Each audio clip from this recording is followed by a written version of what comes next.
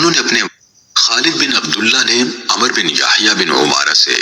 انہوں نے اپنے والد یحییٰ بن عمارہ سے، انہوں نے حضرت عبداللہ بن زید بن عاصم انصاری رضی اللہ عنہ سے روایت کی،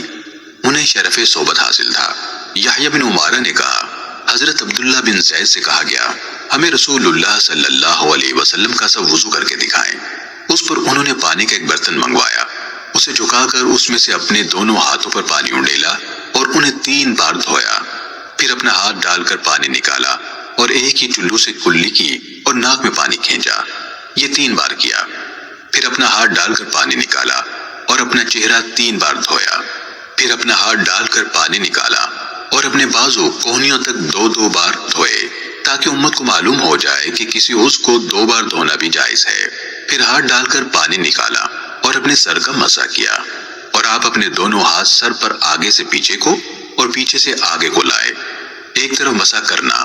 اور اسی ہاتھ کو دوبارہ واپس لانا مستحب ہے۔ پھر دونوں پاؤں ٹخنوں تک دھوئے، پھر کہا، رسول اللہ صلی اللہ علیہ وسلم کا وضو اسی طرح تھا۔ صحیح مسلم حدیث نمبر 555۔